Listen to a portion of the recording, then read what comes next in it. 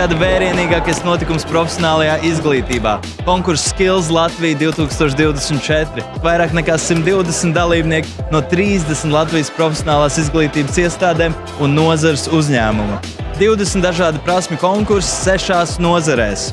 Radošās mākslas un modes tehnoloģijas, informācijas un komunikāciju tehnoloģijas, ražošana un inženieru tehnoloģijas, sabiedriskie un individuālie pakalpojumi, celtniecība un būvniecības tehnoloģijas un transports un loģistika. Es no šī gada konkursa esmu iegūsis tādu neaizmirstamu pieredzi un iemācījos stipri labāk savu darbu darīt. Ja tu nemīli savu profesiju, tad tu tur nevari būt labākais. Tas nozīmē, ka tie ir tie cilvēki, kas patiešām mīl darbu, ko viņi dara, un viņiem ir bijusi pietiekami augsta motivācija kāpt savas slavas virsotnēs. Tie punkti, kas ir iegūti, tiešām liecina par to, ka mums ir ļoti labas izredzes starptautiskajā arēnā. Ar katru gadu šis konkurss attīstās arvien vairāk. Prieks par to, ka mums ar katru gadu paliek arvien vairāk meitenes, ņemot vērā, ka mums ir diezgan tehniska disciplīna. Ļoti patīkami redzēt tik daudz jauniešus, kuri ir tik iedvesmoti ar saviem darbiem, un viņiem ir nākotne, un arī man ļoti patīk, ka es redzu savas spējas un zinu, ka es varu iet tālāk un darīt tālāk. Līmenis dalībniekiem ir ļoti augsts, un nāk arī, teiksim, citu nozaru pārstāvji un redz, kādi viņiem ir talanti un var piedāvāt kaut kādas nākotnes iespējas.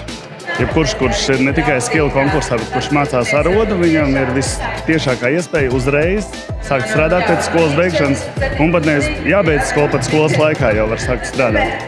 Šīs ir bijušas elpu aizraujošas dienas ne tikai konkursu dalībniekiem, bet arī apmeklētājiem.